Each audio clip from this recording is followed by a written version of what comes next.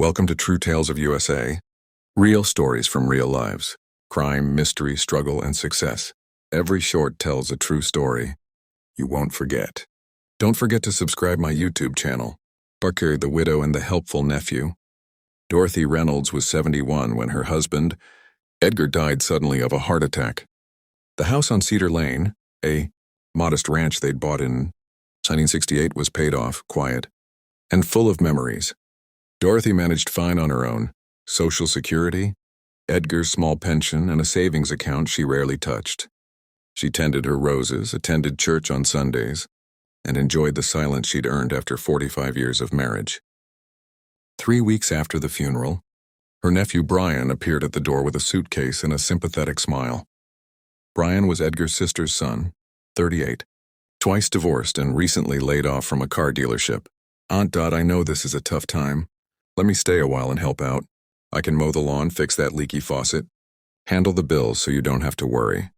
Dorothy, still numb with grief, agreed. "Just until you're back on your feet," she said. Brian moved into the spare bedroom. At first he was helpful. Groceries appeared.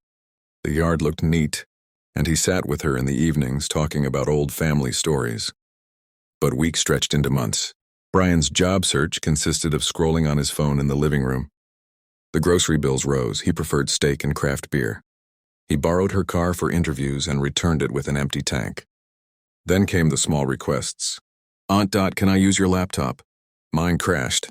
She handed it over. "Mind if I set up online banking for you? It's safer. I'll keep the password secure in case something happens to you." Tired and trusting, Dorothy agreed. Soon, Brian was paying bills from her checking account, transferring small amounts to cover shared expenses. She noticed the balance dropping faster than expected but said nothing. Family helps family, she told herself. One rainy Thursday, Dorothy overheard Brian on the phone in the kitchen. "Yeah, once her name's on the deed with mine, we can sell this place quick.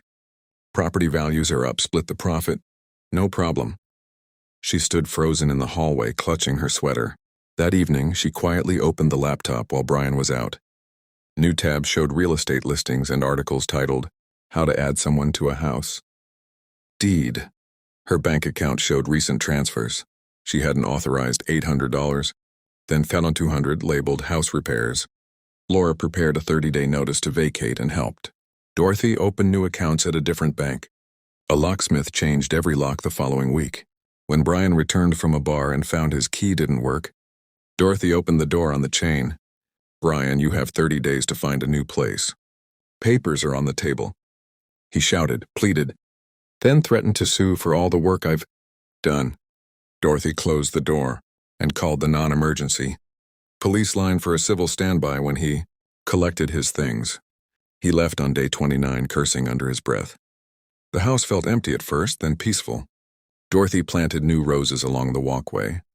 She started volunteering twice a week at the senior center, teaching basic computer skills and warning others about shared passwords and helpful relatives.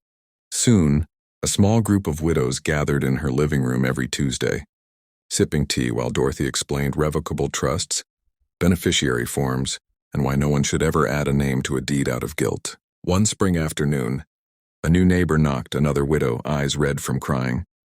"They say my son wants to protect my house by putting it in his name." Dorothy invited her in, poured tea, and slid Laura's business card across the table. "Start here," she said softly. "Your house is yours. Keep it that way." Dorothy never heard from Brian again, but every Tuesday, her living room filled with women learning to protect what was theirs, and every evening, she locked her own door with keys that belonged only to her. The next morning, Dorothy called a cab to the downtown branch of her bank. She asked to speak to a manager privately. With trembling hands, she explained everything. The manager froze the accounts, issued new cards, and changed all passwords. "Ma'am, this sounds like financial exploitation," she said gently. "Would you like resources?" Dorothy took the pamphlet for adult protective services and the card of a trusted financial advisor named Laura Chen. 2 days later, she met Laura at a quiet cafe. Laura reviewed bank statements and the house deed. "The property is solely in your name. He has no legal claim. You can end his tenancy anytime." Dorothy nodded. "I want him gone." And I want to protect what Edgar and I built.